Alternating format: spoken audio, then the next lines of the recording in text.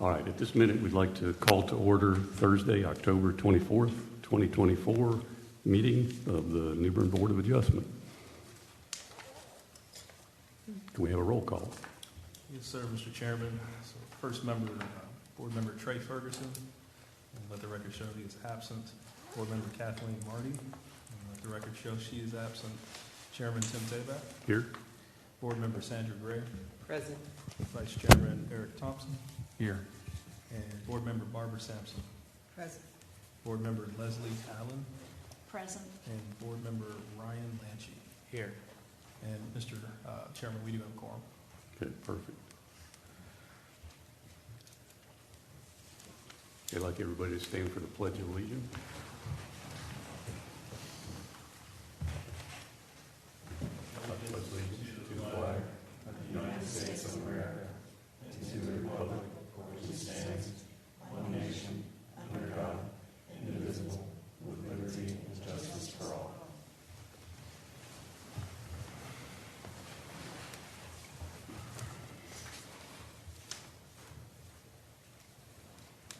Yeah, so I appreciate everybody coming to visit, discuss some opportunities here with the board, and we have 2 new members, and appreciate y'all participating. And since we're on television, definitely would like to ask anybody that would like an opportunity to volunteer for a board to please talk to an alderman or call or however, because participation is more than welcome. And as we proceed, please make sure all cell phones are off. And if anybody that would like to speak has not signed in yet, we'd sure like y'all to sign in now so we can proceed on and not have a stop to have you all sign in. And if there's any emergency, just please go ahead and step out and take care of it, and we'll do our best to move on along. And this is a quasi-judicial hearing, so real similar to a court. So we do like to have professional speakers. We may ask, a board member may ask if you're an appraiser or an attorney, and please don't be offended by that. That's part of the process. We may give a person the opportunity to present other information if we think that it's pertinent to the discussion. So please give the opportunity, and please be patient with us as we get through the process. If we do think that we're getting long-winded, we will set the clock. You know, we typically go for 3 minutes. We do our best to give everybody the opportunity to speak. So please be mindful of that, that we do set the clock if we start to get some long-winded folks. We don't want to do that, but we do have that opportunity. And if there are folks that may have the same topic to speak on, and in case of not being redundant, please do our best to have one try to do their best to speak. We do give the opportunity, once staff does the presentation, for a presentation by the applicant. At that time, any other people that are in the audience will have the opportunity to speak.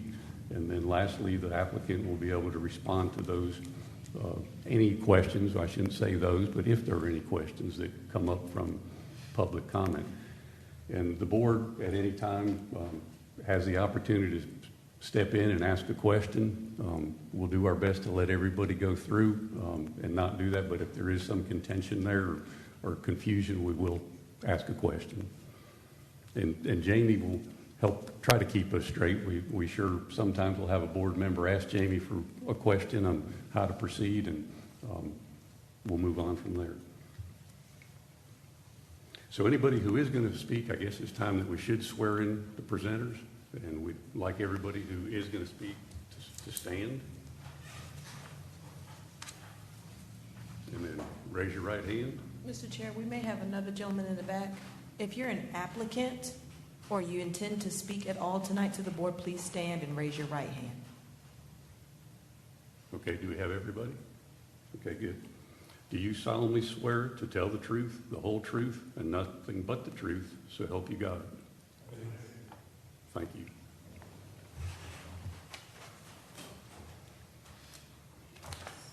And we don't have a decision pending from the last meeting, is that correct? That's correct, Mr. Chairman. Okay. So our first applicant will be the Corporate Training Center for Craven Technical Institute.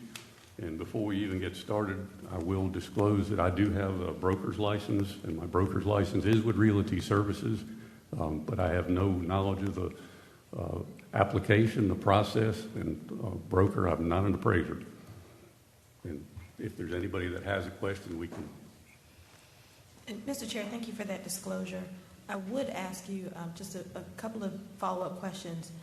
Have you had any conversations with the appraiser in this matter outside of the context of this hearing? No.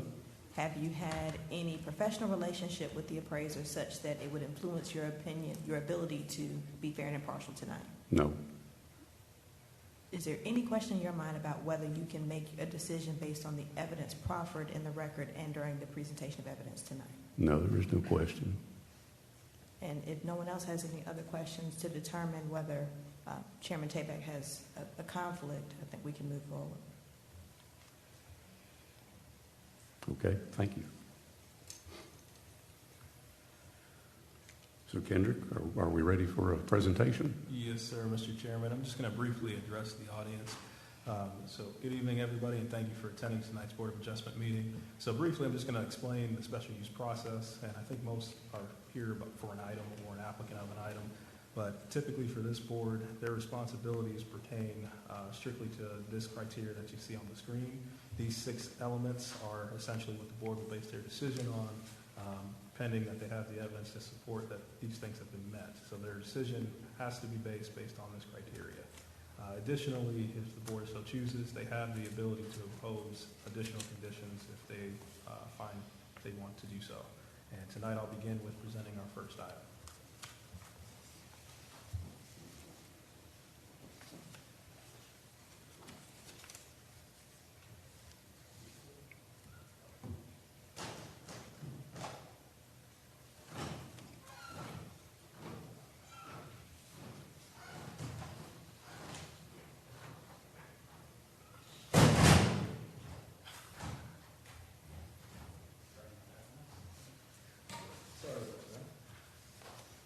So our first item here is the Corporate Training Center, and this is for SUP 002-938-2024.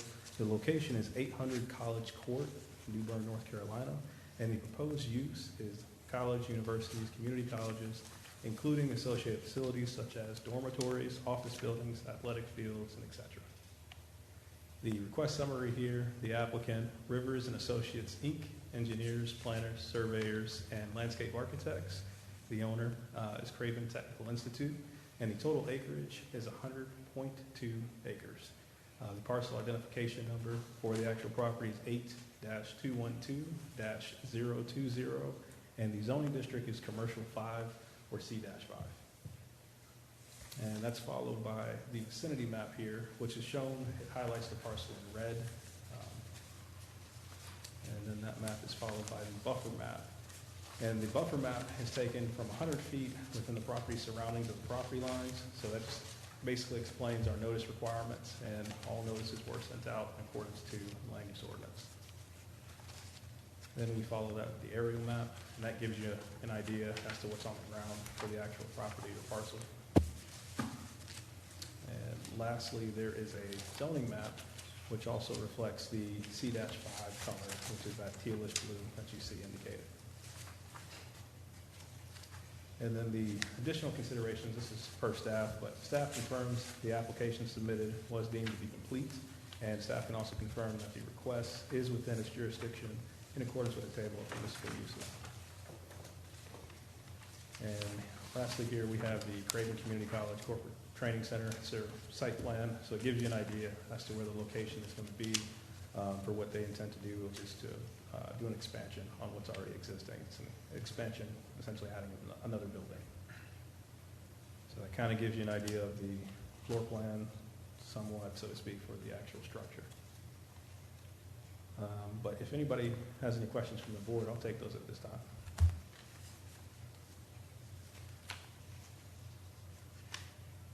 I guess we don't have any questions, and time to move on. Thank you, Kendra.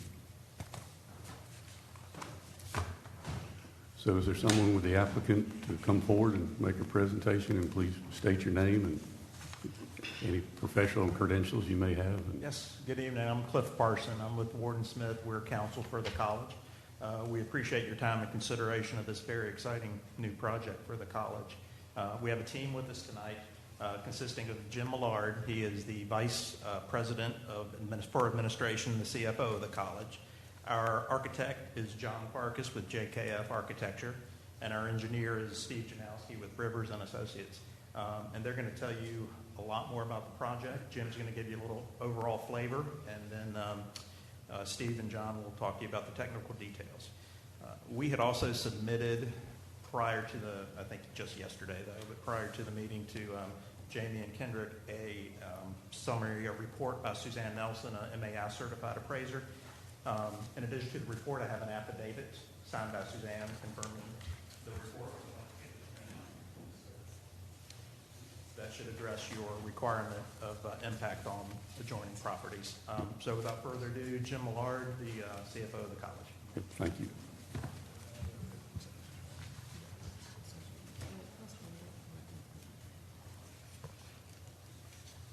Good evening, Board of Adjustment members and Board Chair. I'd like to thank you for the opportunity to give you a little presentation on the Corporate Training Center and what our primary goal is for that particular facility.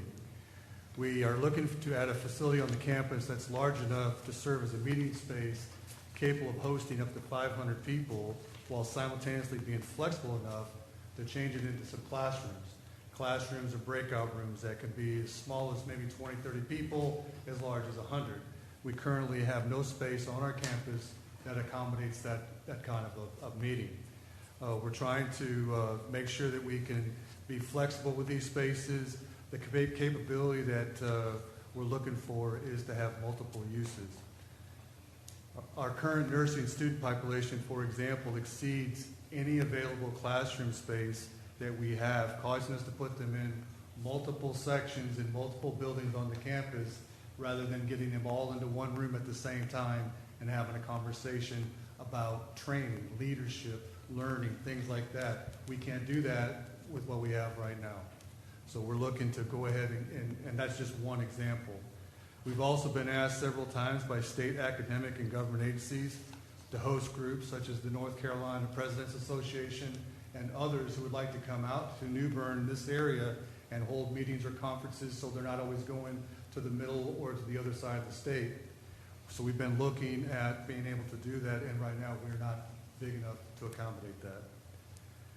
Also, we have very limited capacity to conduct training sessions exceeding any nominal classroom capacity. The only flex space that we currently have at the campus is the Nauman room. It seats, at best, with tables and putting people in there, and if you're going to have like any other pieces in there like coffee or things like that, 50, 55 maybe. And that's really pushing the limits of that room. So we're looking to come up with space that's a little bit larger than that so that we can accommodate some of these other things, especially our students. The Corporate Training Center will assist of multiple areas from the college, and it will serve from the foundation and to lifetime learning, from health programs to basic law enforcement training, corporate partnerships, and to be able to host our own job fairs right there on site. One of the things we really like to look at is having job fairs right where the students are. We always have to go somewhere else to do this. Having them right there where the employers can actually see what we're doing, as well as have the students there, is a big plus for us. It will enhance our ability to serve the college, our students, and our community. I would like to introduce our architect for this project, John Farkas from JKF Architecture, and I thank you for letting me have an opportunity to speak to you about the Corporate Training Center and what our goals are. Thank you. Does anybody have any questions at this time? Yes, sir. I just make sure, we want to make sure, you're talking about a new building. Yes, ma'am. Okay, I was making sure you were talking about an existing building. No, ma'am. Okay. Be a new building on the main campus. Okay. Any additional questions of the board? Thank you. Thank you, Mr. Chair.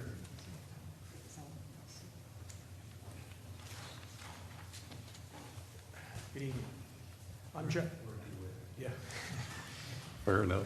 I'm John Farkas. I'm principal of JKF Architects out of Greenville. I'm the principal architect for the project.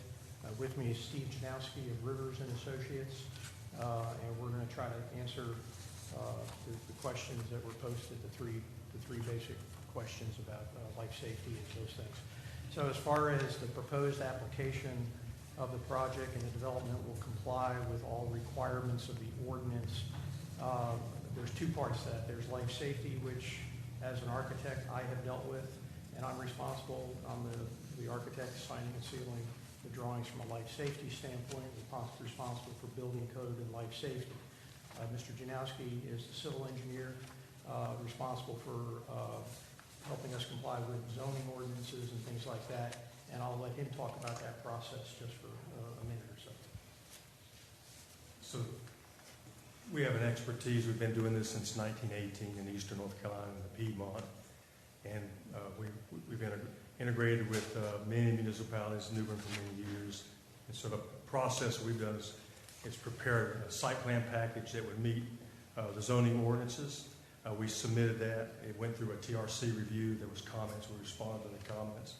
The total site plan package includes fire accessibility. It includes handicap accessibility, includes stormwater management facilities, sanitary sewer, extensions of water to the site, and address any parking issues and any setback issues. Setbacks were not really an issue here because the way this campus is more of an oval. This sort of sits dead center of the campus with parking to the east, parking to the west, and parking to the south, and pedestrian accessibility to this particular facility. So it's perfectly designed really to serve all those buildings and classrooms, and that's kind of what we presented. The other part of this was about that the use will not materially endanger the public health or safety if located where proposed and developed according to the plan as submitted. So the building is a 12,300 square foot, one-story building. It is located literally in the heart of the campus in what was called the quad area. So it's not anywhere near the perimeter of the project, of the campus. It's literally dead center, surrounded by buildings on two sides, parking to the north, a little bit of parking to the north, and other buildings and more quad area to the south.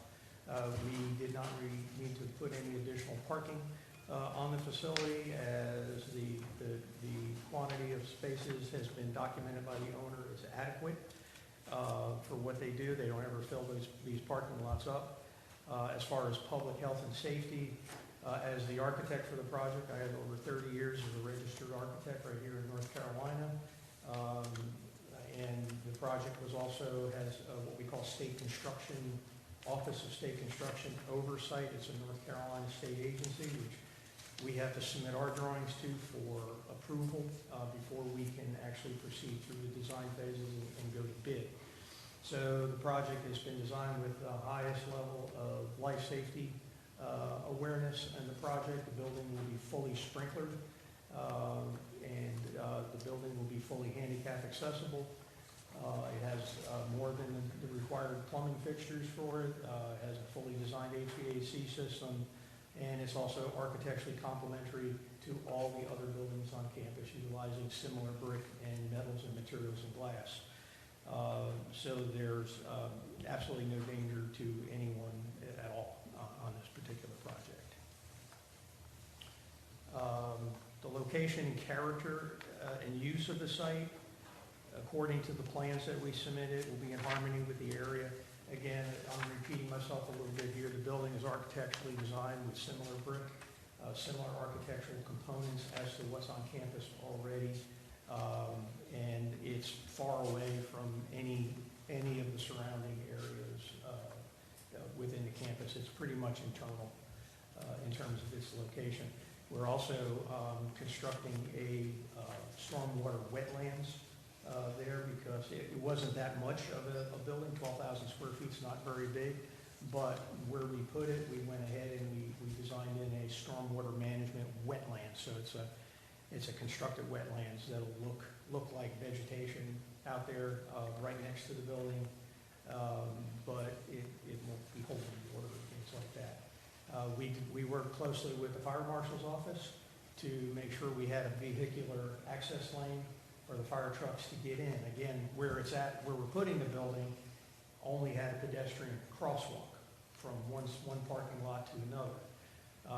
We ended up enhancing that to be fully capable of handling a fire truck and also the long ladder truck as well, and have the proper turnarounds and jug handles and T's for the fire department to get in and get back out again, adding some fire hydrants and enhancing the water service to the building. We have a fire pump in the building. It's getting highly technical here, but a fire pump in the building to help the building system put out fires in case there's a loss of water pressure. We have fire pumps in the building as well. So our reputation in designing highly buildings that are life safety as well as functional and aesthetically pleasing is really what the project has been all about. So I'd be glad. I think that answered 3 of the 4 points. Of course, there's the appraisal, which you have that as well. Yeah, so the only question I have is when you mentioned the storm water capacity, does it all stay on site or does it flow into other existing storm water, or what's the process there? It flows into other storm water. Matter of fact, there's an existing ditch that's on the facility, and there's other storm water that's collected. It ties into that ditch. What we've done is we've created a kind of a parallel system to that ditch. We collect the water from this little over an acre, and some of the existing that's coming off some of the roof drainage, that we collect and pick that up, put it in the wetlands so that we actually are over-treating the amount that we need to put in there, and then we're doing some attenuation, which just literally means holding back some of the post-developed flow to meet some of the pre-developed requirements, meaning whatever they look like in a grass condition with some of the existing building tops that are out there. Yep. And the existing BMPs are actually on campus. Okay. They're not off campus. There's 2 of them that are on campus that are approved. So, part of this is almost a redundant piece that we chose to do. That way we could isolate it. It was similar to a few of the other sites that were developed for us, did some redundancy, and so that's what we chose to do here, was create some redundancy in stormwater and go ahead and take care of that as it's its own piece, even though there's additional treatment downstream. Sounds great. And for folks that may not be familiar, BMPs are best management practices, and I'm sure it has something to do with the Neuse River riparian buffer rules, so just to help out with the process. So, any additional questions? Thank you. Jamie, do we need to vote on the admission of that document? We just need to make sure that it's accepted into the record. So the document is captioned Affidavit of Appraiser Suzanne H. Nelson, and the affidavit actually incorporates the appraiser's report that I think was circulated to you previously, which is already part of the record. So I'm going to hand the document that I've just referenced to Kendrick, and he'll pass that around so that you can see the factual basis for the acceptance of the appraiser's report. And I think Mr. Parsons was admitting this evidence to satisfy the criteria number 5, dealing with the value of adjoining and abutting properties. Good. Thank you. Should we take a minute and everybody have an opportunity? If we could take a minute just for people to have an opportunity. The affidavit itself you have not seen, but the report is consistent, it's my understanding, with the document that was previously circulated. Okay, fair enough.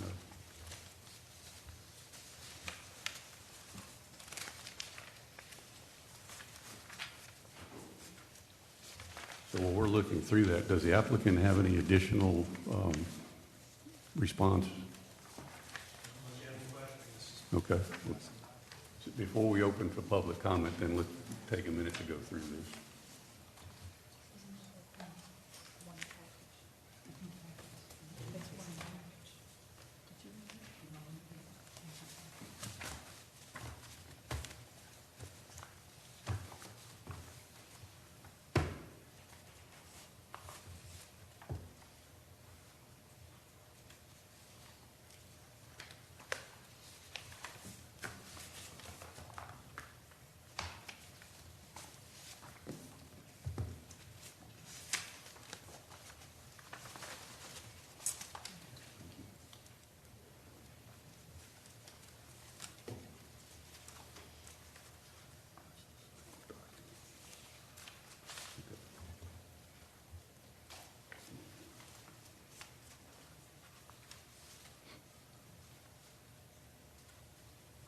So technically, the first 2 pages are the addition, because the document appears to be added to the end.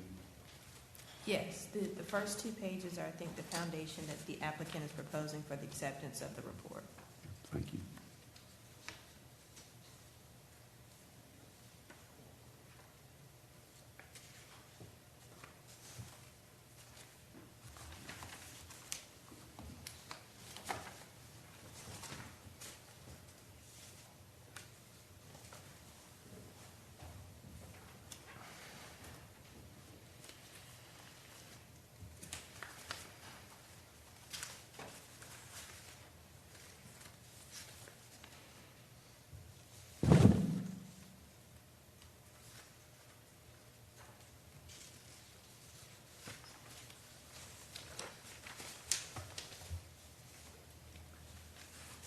Do we have any questions, comments? So do we need a motion to accept, or? No, sir, we can just note for the record that the affidavit and report were admitted and accepted, incorporated into the record.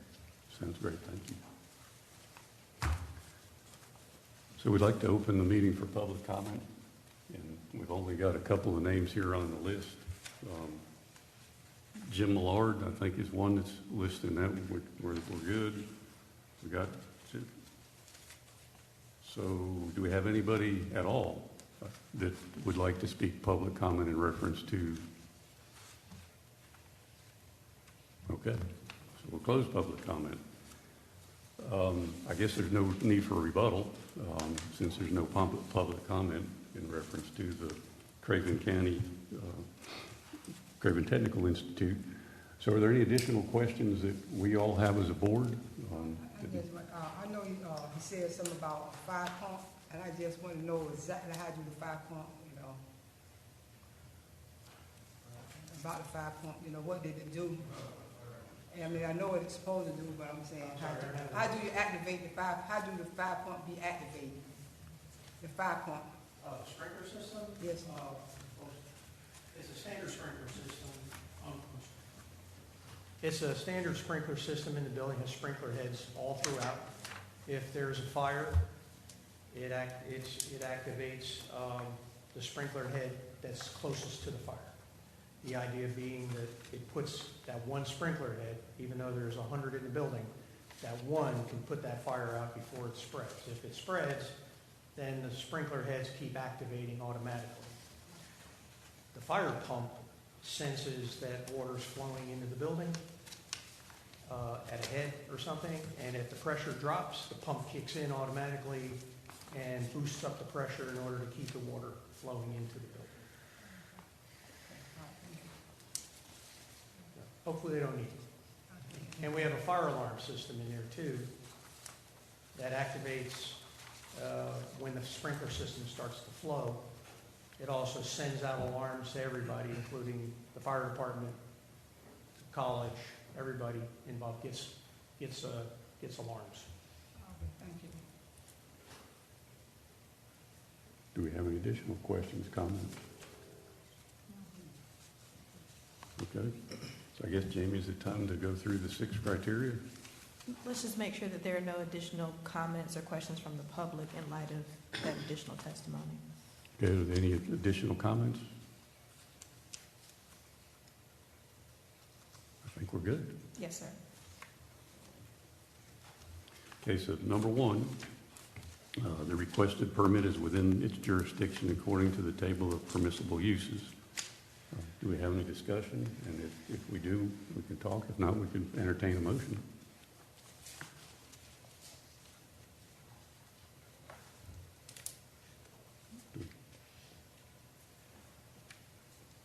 So I guess since we don't have any comment, we can get a motion. We need a motion and a second so we can vote on number 1.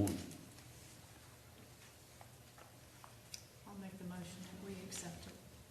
Okay, so the motion is that we accept the permit because the jurisdiction is in accordance to the table of permissible uses. Correct. Okay. I probably didn't say Gotta get everything. the either. format right, don't I? Yes, we need to try to Okay. do all the things exactly by the word. All right. Okay. So we have a motion and a second. Should we do a roll call or can we just do a simple? Was there a second, Mr. Chair? I thought we heard. Okay. So we do have a motion and a second. Thanks, Sandra. Should we do a roll call, just all in favor? What? You can do a voice vote. Okay. So all in favor? Aye. Any opposed? Okay. Motion carries. So number 2, the application is complete. Do we have any discussion?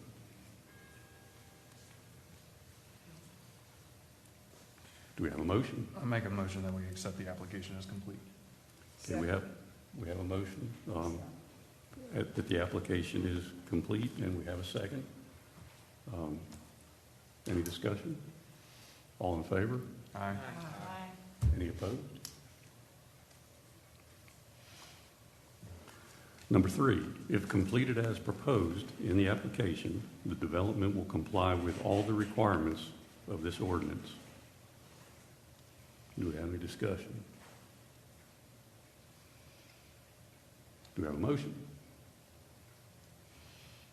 I make a motion that if completed as proposed in the application, the development will comply with all of the requirements of this ordinance. Second. So we have a motion and a second. Any discussion? All in favor? Aye. Any opposed? Motion carries. Number 4, that the use will not materially endanger the public health or safety if located where proposed and developed according to the plan as it's submitted. Do we have any discussion? Do we have a motion? I make a motion that the use will not materially endanger the public health or safety if located where proposed and developed according to the plan as submitted. Second. Do we have a motion and a second? Do we have any discussion? Call for a vote on number 4. All in favor? Aye. Any opposed? Motion carries. Number 5, that the use will not substantially injure the value of adjoining or abutting property, or that the use is a public necessity. I said that correct, I think, right? Any discussion? Do we have a motion? I'll make the motion that the use will not substantially injure the value of adjoining or abutting property, or that the use is a public necessity. Second. So we have a motion and a second. Do we have any discussion? All in favor? Aye. Any opposed? Motion carries. And number 6, the location and character of the use, if developed according to the plan as submitted and approved, will be in harmony with the area in which it is to be located and in general conformity with the plan of development of the city of New Bern. Do we have a discussion? Do we have a motion? I make a motion that the location and character of the use, if developed according to the plan as submitted and approved, will be in harmony with the area in which it is located and in general conformity with the plan of the development of the city of New Bern. Second. Do we have any discussion? Okay, we have a motion and a second. All in favor? Aye. Motion carries. Okay, so we also need a motion that all the 6, You need a motion to issue the permit. okay. Do we have a motion to issue the permit? I make a motion that we issue the permit. Do we have a I second? second it. Okay, so we have a motion and a second. Any discussion? All in favor? Aye. Any opposed? Motion carried. So the permit's issued. So I guess that completes all the comments for the Craven Community College. Yeah, thank you. Good job putting everything together.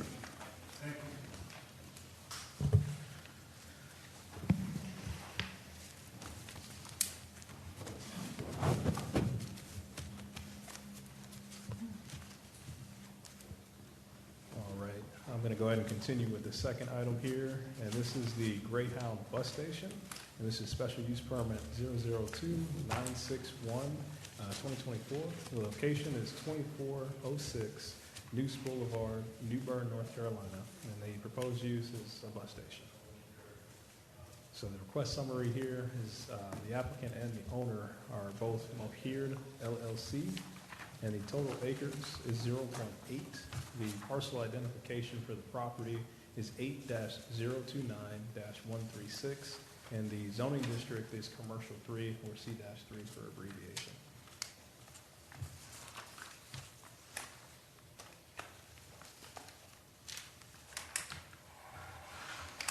And the first map we have here, it's going to show a greenish color that highlights the property. That is the actual physical properties, the vicinity map for it. And that's followed by the buffer map, which you saw previously in the first item. Again, it's just to reiterate that it's for the property bounds for the 100-foot that we do the mail notice for. And that's followed by an aerial map, just to try to give you an understanding as to what's on the ground.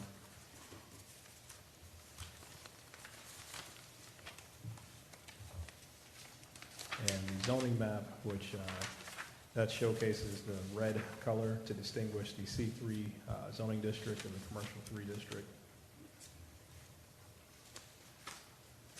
And for additional consideration from the staff just confirms that the application submitted was deemed to be complete. And we also, staff also can confirm the request is within its jurisdiction in accordance with the table of municipal uses. So lastly, here is the site plan that showcases exactly what's being proposed. You have this in your packets as well, but if the board has any additional questions, I'll take those at this time. Yeah, I guess my greatest question would be the current zoning versus the use, and where we lay within the list of uses for that zoning, and how the puzzle fits together a little bit. Yes, sir, Mr. Chairman. So the use prompts a special use permit. It is C3, which is Commercial 3, so per the table of permissible uses, it states that it's a special use permit application, or requires a special use application. But it is a use that is permitted. By special use, yes, sir. Yes, sir. Thank you. Does the board have any additional questions? I think we're good to go. Yes, sir. Would the applicant like to step forward and make any comments? And please state your name and address. Good evening. My name is Mogheer Al-Saifi. I'm the owner of the location, and I've been a dealer for Greyhound for maybe 12, 13 years so far. I used to have this bus station on Highway 17 towards like south, but I was renting the location, and my contract lease was ended in 2023. So I was looking for another location. I found this one, and then we applied for the special use license to move the bus station. And I think, in my opinion, it's going to be better for the customers because it's towards down, more convenient, more safe. Because in the past, we had a lot of people complaining about the distance on the highway. It's like 2 miles away from the center of town. So then we had the surveyor, and we did everything needed for this special use permit. Are there any questions? Yes, I just want to ask. You own the same bus station that was on Martin Luther King Drive, right? I used to rent it. Yeah, since 2009, actually, I started the bus station here. I came to the same council. It was on the other side of the road, the building, and they gave me the permit, and I stayed there since 2009 till 2021. And then we had to move it now to over somewhere. Neuse Boulevard, because I noticed that the buses be stopping there anyway. But I want to ask the question I want to ask though is, Are you gonna fix the building up so that people can Yes, sit yes. inside and people Yes, can sit everything. outside? Yeah, I'm working with the city right now on everything. Okay, Yes. all right. Is that facility still in use today as a gas station? It is, but it's closed for business, for renovation. Okay. But, yeah, So when you reopen it as the bus station, you're going to have gas station, yes, convenience store, and bus station? yes, ma'am. And the location is good for that kind of traffic because we have diesel pumps, big trucks used to come to the location, so we don't have any problem with the size of the truck or the bus. And I had a similar question to Ms. Sampson about, are you going to have bathrooms, Yes. places for people to wait, things like that? We have bathrooms already and everything. Okay. Yeah.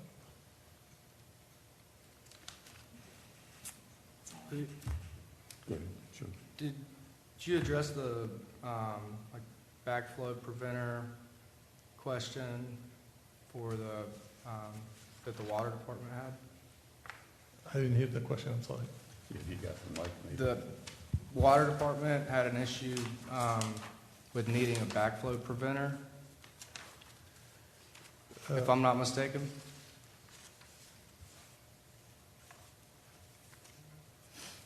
I don't think I have any issues.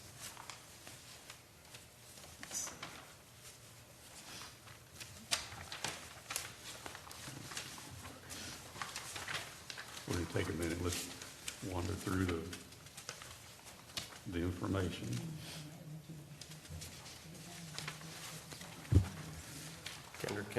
Kendra, can you confirm that comment and whether or not they responded that it was addressed or not?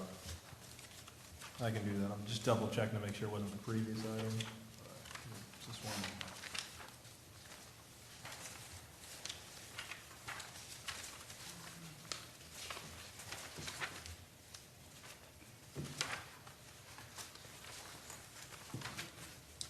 While we're looking for that as well, I did have one other question.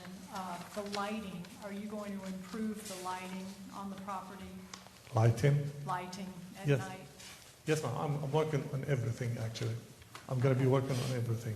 Once we get this started, we're going to have everything looks good and For safety, Yes. lighting at night and having that bus circle the property? actually, I we think don't right have now, you only have some lighting kind of in the front of the... actually we don't have any buses coming late night. There's only two buses, one in the morning around 10, 11, and the other one is around 2 or 3, one going south, one going north. That's it. After that, we don't have anything going on. Mr. Chairman, to revert back to the backflow question I was asked by Board Member Ryan, so that was pertaining to the previous item. This particular item for the bus station did not have a comment from Water Resources. We good? My mistake, thank you. Yep. Yes, I've got a question for Kendra there also. So we've asked a number of questions in reference to the parcel, and the applicant has mentioned that there are improvements that will be made. So where are we in a position as far as the application goes, since some of these items will be, improved at a later date? Is that something that we all need to consider as an addition to the permit if we so choose to get to there, or where do we all fit in that puzzle?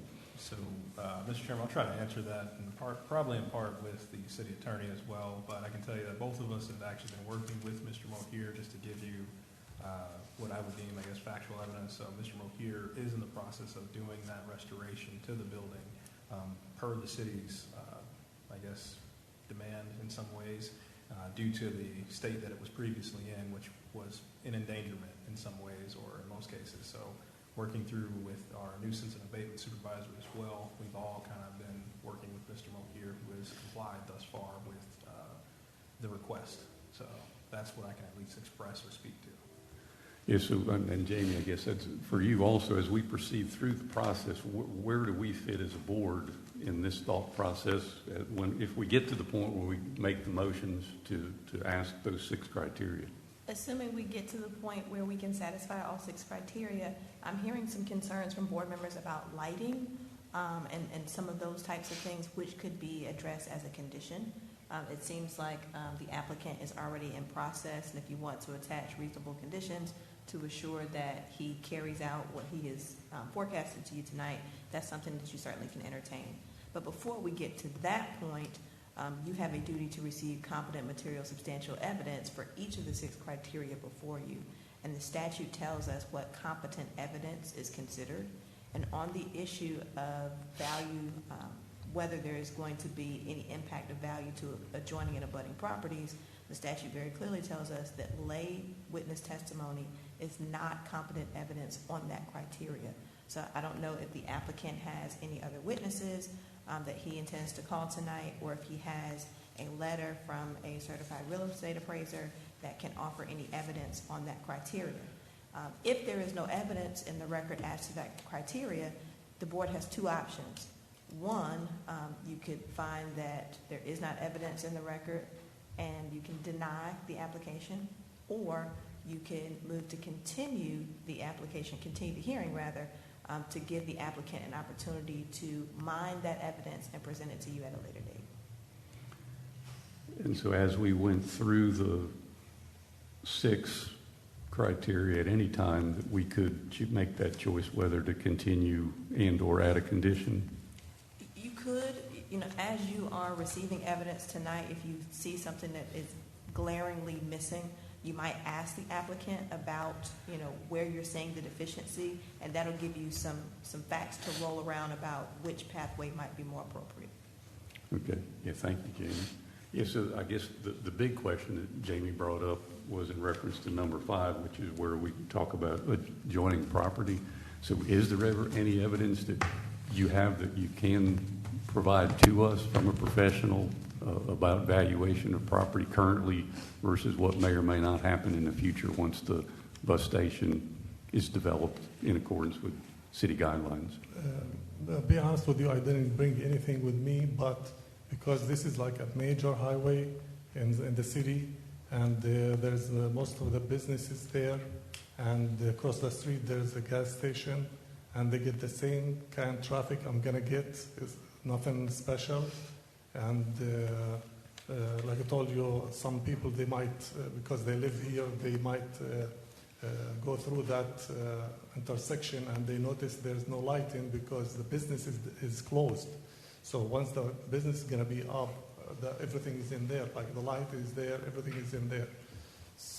So I don't think I'm going to affect anybody's business or the value of any other business around me because of the bus, because the bus, they could stop anywhere and pick up people or drop people off anywhere, like on the side of the street, Sure, fair enough. Yeah. So on, I think during your previous comments, there was one made that the gas station itself used to service diesel trucks. Exactly.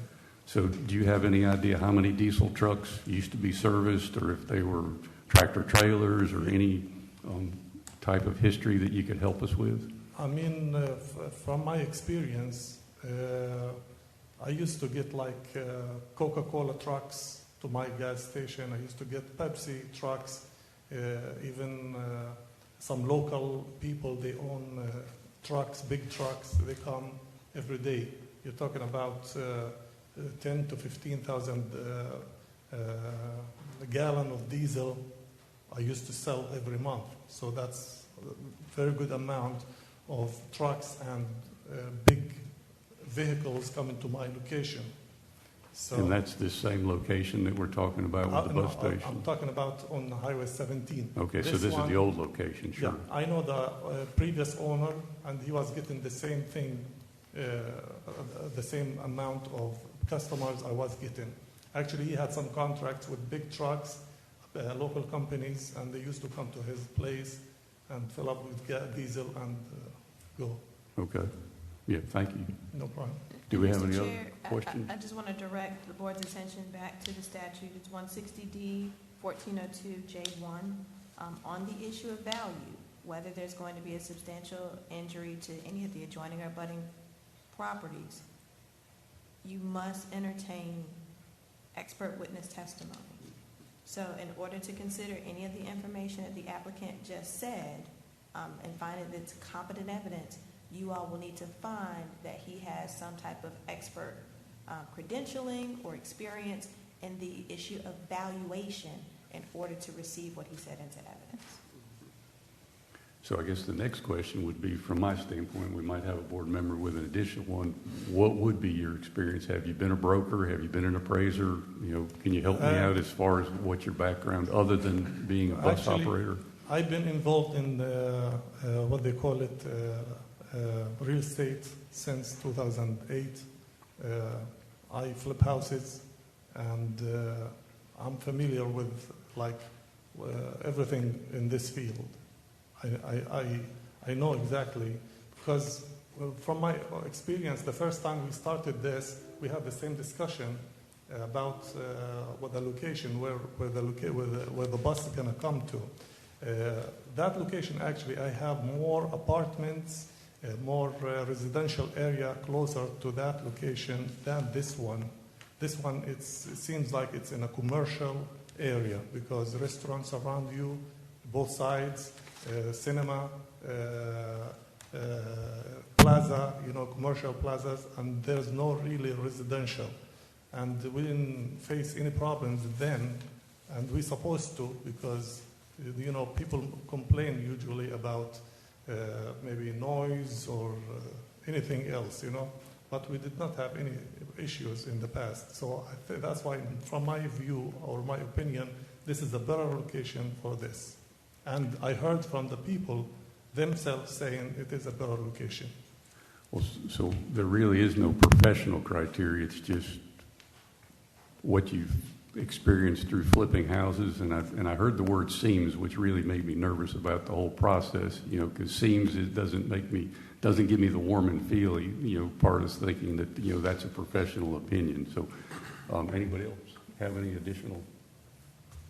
Because I know in this area you're going to now, Neuse Boulevard, I know you have, we're washing cars and stuff, so I'm taking it, you're going to get rid of that and make more space, because it seems like to me that the space on Martin Luther King Boulevard, it looked like, just to me, I'm not professional, but to me, it looked like it was bigger than Neuse Boulevard.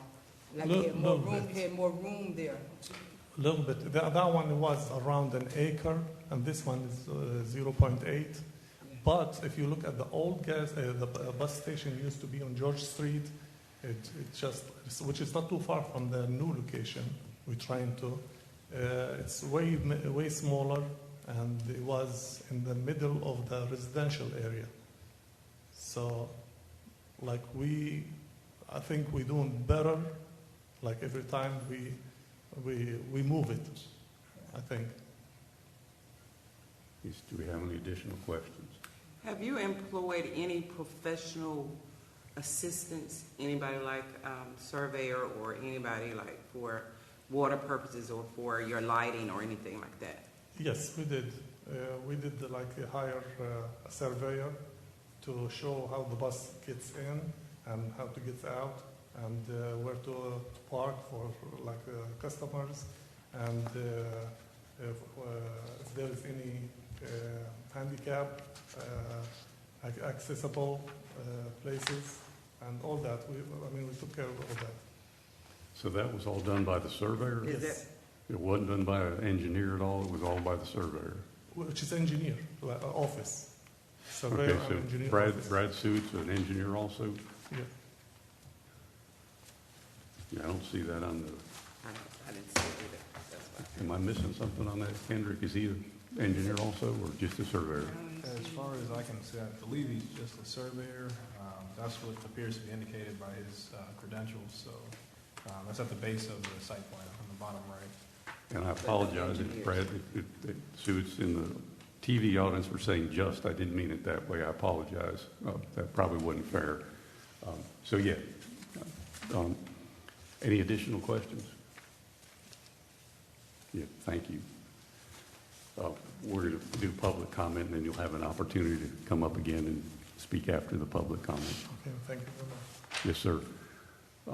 So I guess one thing I might mention at this time is we all need to consider whether that's professional testimony, what is thought of with the question, engineer versus, surveyor, and the lighting question, in addition to an appraiser for number 5. So just as we think through the process, I think we need to have consideration about where we're at as we move forward. Is that fair enough, Jamie? Yes, sir. Thank you. So we'd like to open for public comment, and there's one person here that's on the list, Paul Tingle. Yes. Okay. Paul, would you come forward and state your name and address? Paul Tingle, and I live in Beaufort, North Carolina. Previous resident of Craven County, worked for Craven County Schools for 30 years. And you own a piece of property that adjoins this? I own 2404, the paint store that is next door to it. Okay, And, directly to the right if we're facing to the right it? side of it, if you're looking at, yes. Okay, thank you. And my problem is that there's bathrooms over there, they say, but they have been coming, the people that have been coming off the buses that have been going over to my tenants asking to use the bathroom over there because apparently they're not working there. And if they don't use them there, they go in the back of the building, and I have to go back there and clean that up. Liquor bottles, beer cans, all that stuff is happening there. And I'm not saying it's from the clients from the bus, but it doesn't help that the bathrooms are not open as well. So, and I just think it's just not going to be advantageous to our property to look good unless he's going to do what he says he's going to do. If he's going to open the bathroom, have a lighted facility, have a store, I'm all in agreement with that. But until any of that happens, I'm just so far, I'm against it. And there's also someone that's living there in a car right now that is just camped out there. I've been over there in the past couple of weeks 2 times, and he's still out there. And he sleeps out there. And there's also the Excel child care network that's over there just right directly behind it. So those are my concerns about it. Yep, thank you. Okay, thank you. Well, do we have any questions from the board? Hang on a second, Mr. Tingle. We might have a question from the board for you. Hang on one second. I said thank you too quickly. Does anybody have a... No, if the problems that you say you have by the bus station being over there, if he fixed those situations, are you more willing? Absolutely. Okay. I mean, if I could, I would love to see it. I mean, because it would do so much more for Neuse Boulevard, because it's, that place, I've lived in New Bern my entire life, and one of my uncles, his friend owned it, and there was a shooting there. I mean, I'm old school from there, so I would like to see it as a better facility. Mr. Tingle, you stated that you've owned this business for how long? I'm sorry? What, the Glidden store? It's been in my family probably at least for 50 years, and they're a tenant of ours. They lease from us. Okay. And I don't want anything taken away from that. If I lose them, it will probably be hard to get someone else in there if that's what his location is not upgraded. So that would be a concern of mine too. But I mean, it's PVG, Glidden, it's been that for years. So as it stands, you feel as though there's an impact to the businesses? Yes, I do. Okay. Thank you. Kendrick, can I ask you a question? Yes, sir, you can. It sounds to me like this is already functioning as a bus station. Did I miss something? So the applicant wasn't aware initially when he transitioned from MLK to Neuse Boulevard that he needed to obtain another special use permit. The expectation, from what I understand when we had our conversation, was that he could have continued. When we finally got some complaints that were received, I had, of course, approached the applicant, and we have now kind of short just everything. We came here. We're fast forwarding. So he's been going through the proper protocol to now establish permits, but it was active as a bus station, and that's what prompted the complaints. And did I hear, perhaps you stated or someone stated, that nuisance abatement has gotten involved in this? Is that correct? Initially, if I'm not mistaken, I believe it was involved, and then that kind of transpired to some potential for fines. I don't know if it was actually the notice of violation was ever released. I cannot recall that, to be honest, but I know I spoke with the nuisance and abatement supervisor in regards to the situation. He was familiar with it. Thank you. Jamie, I would have a question also. It seems like if when we start discussing, we may have challenges all the way up to number one, as far as the 6 criteria that we are going to need to discuss in our process. Or do we have the opportunity to, at any time, discuss whether we want to continue? Yes, sir. And- So one thing you might want to do, if we're getting to the place where there's no more public comments, and assuming the applicant doesn't have a rebuttal, is you may want to think about how you weigh the evidence that's been presented tonight. If you find that the evidence presented is not competent because it is not an expert opinion on the elements that require expert testimony, then there's a deficiency there that may not be cured tonight. If that's the case, you can decide, one, that you want to continue the application to perhaps the November meeting, which may give, or whenever you say, which may give the applicant some time to get evidence to speak to those issues. It may also give the applicant time to present any other supplemental information that might be appropriate. If you choose not to continue the application and you find deficiencies in the criteria, if you vote to deny the application cannot be reconsidered for 6 months. So you may want to have that tucked in the back of your brain as you decide which pathway you might want to go down. But you can decide, a majority of you can decide to continue the hearing on this application at any point. And I would be specific with the remedy, such as if you find it deficient because it doesn't have expert testimony for value or injuring of adjoining property's value, the remedy could be you get a licensed appraiser to provide that value opinion report. So do we have the authority or within the process to ask for particular specific items to be presented if we have discussion in reference to continuing or denial? Well, the statute tells us that we have to have expert testimony on criteria number 5, and the case law tells us what types of evidence are permissible. So we can either have live testimony under oath, or we can have a report that has a proper foundation. Those are the only 2 flavors that we have.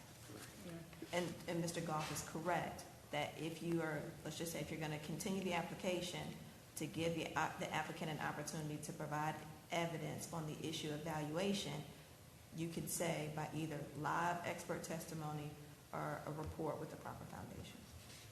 Okay, thank you. Do we have any additional questions currently? Because I know we need a bus station and stuff, so my thing is, I would like to give the applicant a chance to get some expert, get an expert opinion, and maybe next month come back with an expert, because as the things stand now, we won't really approve it. But I know we need a bus station, so I want to give you the chance to come back next month and bring a professional so that we can ask them questions, because we need a professional to answer the questions that we need asked. So do we have any additional questions? Let me ask one clarification if I can. The work that you're doing on the convenience store to enhance it, to fix it up, are you doing that as a project with a permit from the city? No, I haven't started yet. Okay. Because, to be honest with you, when I moved from the old gas station I had, the owner, he kicked me out illegally, because he took me to court saying I've been there at his place for 15 years without paying any rent. And he took me to court in Beaufort County, and he had a restraining order according to that. Without me, nobody listened to me or asked me. And then when I went to court, then he dropped the case. Hang on one second. Just let me stop you for 1 second. This relative to the old property or the new property? No, the old. Yeah, so I don't know that that's necessarily relevant, the old property. I think we need to be discussing the new property. Right. Yeah. So let me hang on 1 second, because technically we're still in public comment, and we were kind of discussing process a little bit about what our opportunities were. So let's make sure that first all board members finish any discussion that we had started with Jamie and Robert and Kendrick in reference to process, and then we'll reopen your rebuttal standpoint. So hang on 1 second. Do we have any additional questions I just want to ask, to staff? Am I correct in understanding that you have not started any repairs or anything like that at this point? No, I did. I cleaned the place very well many times, but I have a homeless guy, actually, he works across the street, and he keep coming, and I call the police many times, but he keeps coming, and every time I go there, I tell him to leave, but he don't want to leave. He said, I have nowhere to go. That's the only problems we have right now. But I cleaned the place very well. It was worse than this when I got it. But I really, because I was kicked out, I lost a lot of money in the old place. That's why it was a slow start for me. But I am willing to fix it up the right way and do the right thing. Okay, yeah, thank you. I guess we're good with questions. Just want to kind of make a comment as we move towards your opportunity for rebuttal. And I guess what I'm hearing is, we have a challenge right off in number one, and I'm asking you these things, I guess, ahead of time, so you might think about how you talk about the rebuttal so we come through a process. Am I allowed to do that, Jamie? Is that okay? Or You can ask him questions about what evidence he has to satisfy the criteria, yes, sir. Okay. So that's where I guess we're going to start, and when we start the rebuttal process, and I guess we're done with public comment. I want to make sure, because we're good. Okay, so we'll move past the public comment, and we'll move into the rebuttal process. So during the testimony that we've heard, we've been challenged by what items were professional, what items were from licensed folks, and what their criteria was to present that information. I think you've heard the things that we're deficient in. I think that those deficiencies are what we would like to hear a little bit as a board about, so we can go through the process and decide whether we want to continue, deny, or grant. I mean, those are our three opportunities as we move forward. So anything that you can present to us to help the board make that decision, is where we need to go with your rebuttal to the discussion that you've heard. And I don't want to lead you, which I think was what Jamie was maybe directing me not to do when I asked the question about questions. No, you can absolutely ask some questions. So you mentioned criteria number one. If you have a question to the applicant about how his proposal satisfies, that the permit is within the jurisdiction according to the table of permissible uses, you can ask him that question. Okay. Fair. And we can do that prior to opening up the vote for the Yes, sir. 6 criteria. If that's a question that you want to propose to the applicant, you can do that. Okay, so I guess that would be the thing I would direct maybe to the board members, if there's things that we can ask particular, and this goes back to Leslie, your question. This is the time that we need to do it so we can find out what we need to do next. Okay. And one thing that I have a big question of, and I'll throw it out to start with, is the valuation. What again, I think I tried to lead to it last time. What is your professional criteria to be able to present valuation or appraisal process in reference to number 5? And number 5 that we'll eventually have to move to, that the use will not substantially injure the value of adjoining or abutting property, or that the use is a public necessity. So is there anything you can help us with that what you've told us today comes from a professional standpoint in reference to valuation? If you give me the chance for next chance, we have a meeting here, I might be able to ask around to see who I need to get a report from for this point, because really this is my experience, and like I told you, I've been dealing with this for the last 13, 14 years at one spot without no problems. But I think what Jamie had mentioned is not being a licensed appraiser is where we run into a little bit of a challenge. Maybe. Do we have, can we kind of move on and go through the process and make some discussion about whether we want to continue, or where are we at, Jamie? Sir, you can, if you want to close the evidentiary portion of the hearing and get to the criteria, you absolutely can do that. If you feel comfortable at this point that there is insufficient evidence in the record, you can have a discussion about how you want to move forward, whether it's a continuance or something else. Okay, so my first question would be, do you have any additional professional evidence that you can present to us that would help in reference to what we've already discussed before we close the rebuttal process? Right now, I don't have anything. Okay. But in the future, if you need me to, but I just want to mention something. I'm not making any money out of this. I'm just helping Greyhound and people in town, because since the city came to me and they said you need a license for this, the old license is not going to work. So the city has been without no bus station for the last 2 months, and Greyhound, they keep calling me and texting me, asking me what happened with the city and are you able to get that or not.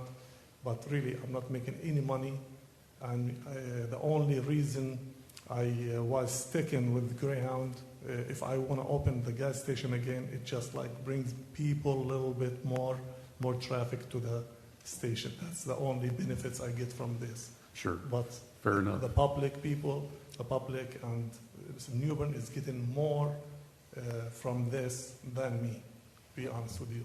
Mr. And Chairman, it's been like that for years. Yes, sir. Thank you. Because I don't get any commission, I don't make any money, zero money. Okay, yeah, fair enough. what I've heard the applicant say tonight, Mr. Chairman, is that he doesn't have competent evidence on the issue of valuation tonight.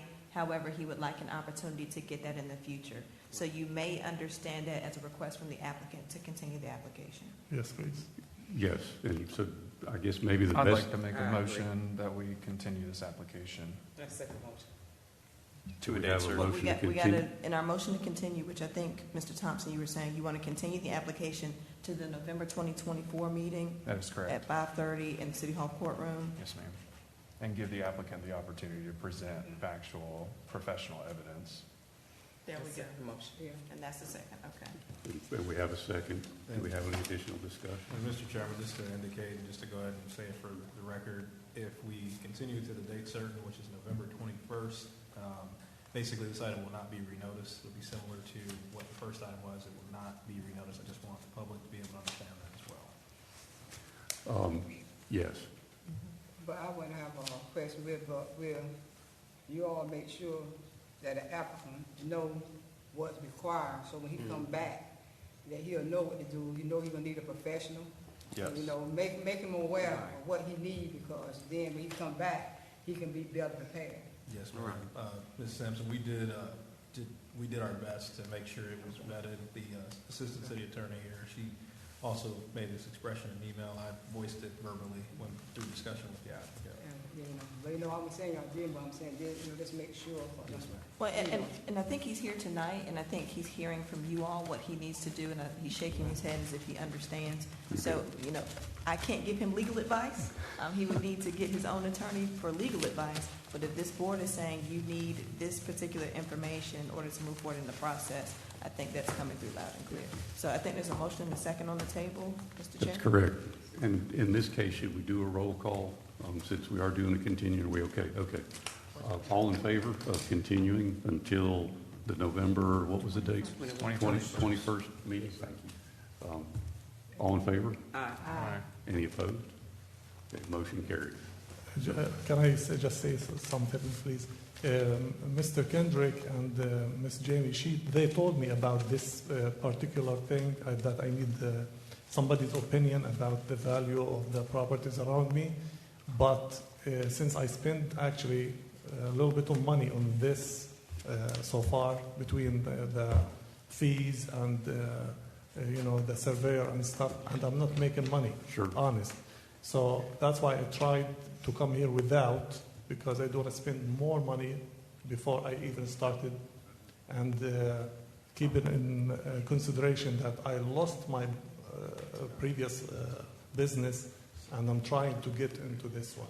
Sure, totally understand, and please understand our predicament that we need professional information and data to entertain, and it puts us in a pretty bad bind to try to sift through and understand where we are in the process, and it makes it a lot easier when we get a nice packet full of data that has, No problem.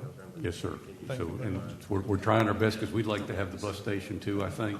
I think it is important to the city, but we need to go through the criteria that we're allowed by law. Yep, thank you. So that completes the meeting. Do we have a motion to adjourn? Motion to adjourn. Second? Second. All in favor? Aye. Any opposed? We're adjourned.